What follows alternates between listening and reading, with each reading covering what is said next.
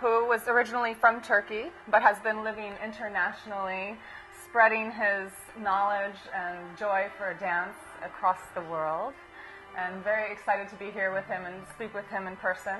And I was also able to take his wonderful dance class. He's an amazing teacher. Thank you. Yeah, it was a blessing, a real blessing.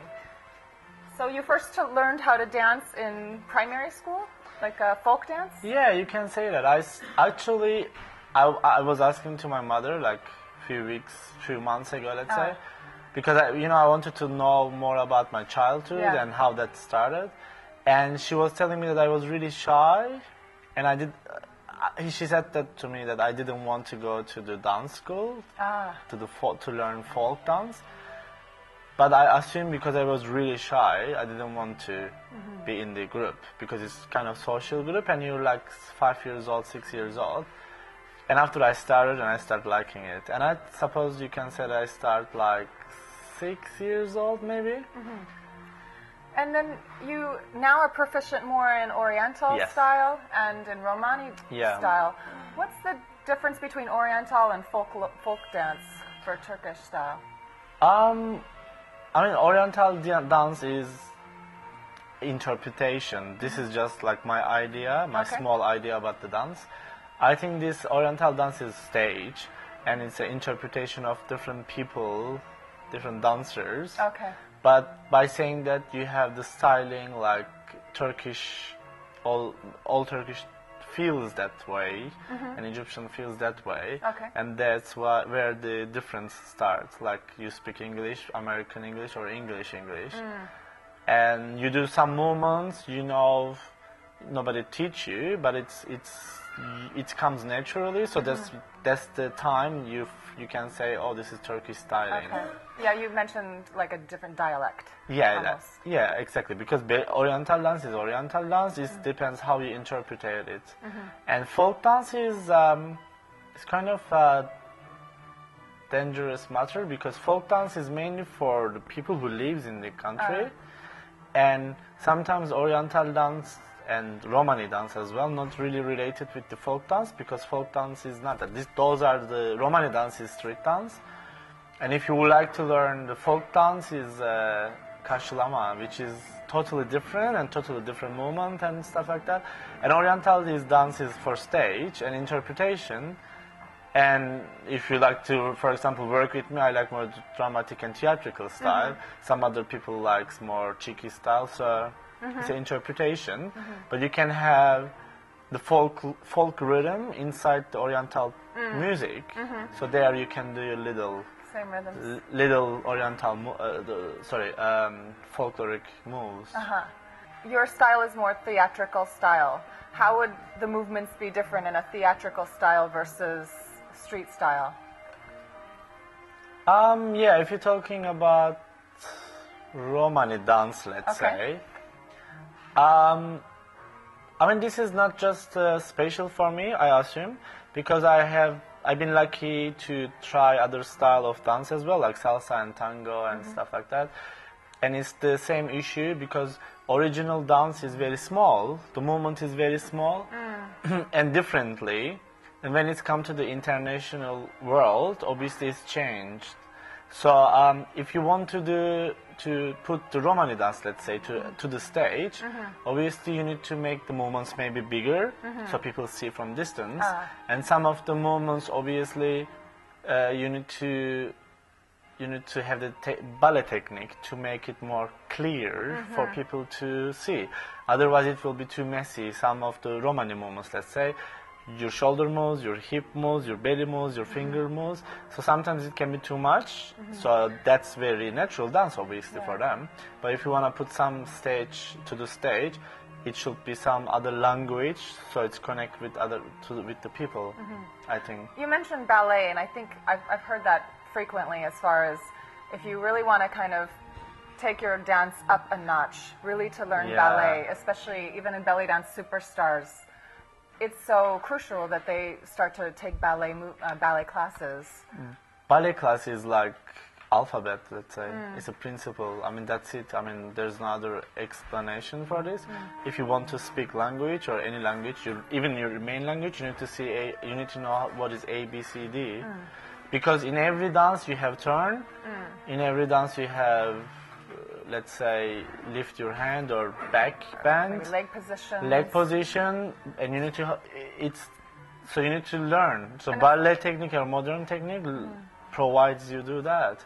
And after you can put your styling if you want to do Oriental or tango or whatever. So it's very, very necessary.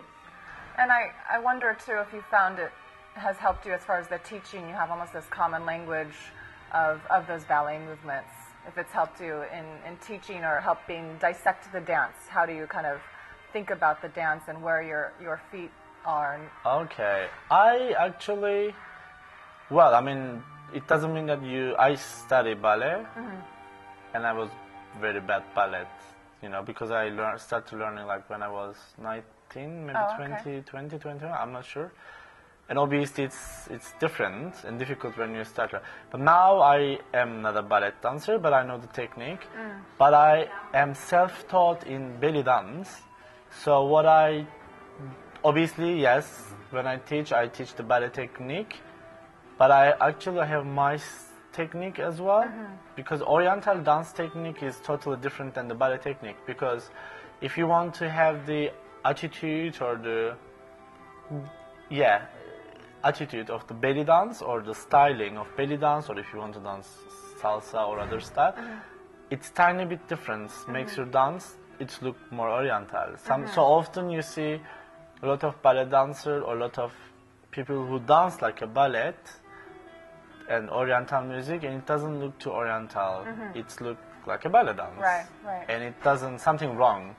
It's like you're wearing some dress, it doesn't suit you. So I mean, for example, in my style, and I say that every teacher, every dancer has different style, and everything correct in dance because it's interpretation. In my style, I'm very down, my knee is down to make the, for example, shimmy from the hip, most of the time not from the knee. And when I turn as well, I never go to on my toe because it makes different. If you have classic music, rock sharky, let's say, it's okay. But if we have very informal music, it's not always good to go up. Right. If you want to look, taller, that's fine. You know. Now, you had also studied art and photography for a while. You were going more down that path. What made you decide on dance? I have not studied actually because I only study radio, television, film studies. Okay. But I never study art or dance or something like that. My two uncles, when I was a child, that I grew up with them anyway, they were artists. So obviously I was spending a lot of time with them, so I experienced lesson with them, painting and reading. I start to learn all about the painters. And I've been lucky because that's actually giving me it's pushed my art side, you know, so it gives me more options. It gives you an aesthetic eye already for what's pleasing, especially if you're a theatrical performer. You want to make sure it's pleasing for the audience, so you've been trained in Well, I mean, I never study, but I used to paint a lot, but not now because I'm so busy, but I write poetry nowadays, because I'm on the plane all the time, so it's good time to spend time. I noticed that too. You're a very good communicator, so probably poetry is aligned with that, because even though there's slight language barrier, maybe English wasn't your first language, and you know other languages as well, but you can put things in a way that are creative and very helpful for the student. For instance, you had the sandwich in between the two moves, and what else? Even Titanic, just funny things and creative things that you're saying all the time. Because the problem with some of the dance that we teach or I teach, it's we don't have the name for it. And I say these funny names that people can recognize. And because I'm self-taught, I teach myself how to learn, learn and how to teach as well. So when I didn't know belly dance and I I want to learn this dance, I watched dancers. I didn't go to classes when I started, so I was going to wedding and watching people how they dance, and I say, okay, how can I interpret to these movements to a stage. And after, obviously, I take some private classes. After I learn belly dance, for styling. That's why I do that. And some people in the workshop, sometimes you have people wants to have fun, and they're student and maybe they want to lose weight. It's horrible things to just say them pirouette and the things and terms that they don't know. I study ballet, but I don't even remember those techniques as well. How is it to teach students from all across the world? It's cool. I like it. Yeah, it shows. Yeah, I mean, that's the things makes dancers happy probably, because it shows that how big and popular this dance is. And yeah, it gives me more repertoire to my life, because obviously I feel more worldly with them. So because I travel different places, I feel it makes my life easier, my open mind and everything. Yeah. Well, you are wonderful. And I have friends everywhere. I can't believe this is cool. Absolutely, exactly. And then you're welcome to go anywhere to visit again. If I lost somewhere, I can write on Facebook or just call someone and say where I am, what's happening. Yeah, exactly. This is cool. Yeah. Well, it was a pleasure to take your class. I really hope to take again and again. And again. Pleasure to have I will you. as much as I can, and I highly recommend that you take his workshop. He is a phenomenal teacher. Thank you so I am not even underestimating this at it's all. very nice of you. Seriously, and he will likely be coming out with a DVD as well. So when that happens, get it. I'm not stirring you wrong with this one at all. I think it's the aura, because I always say I'm psychic a little bit.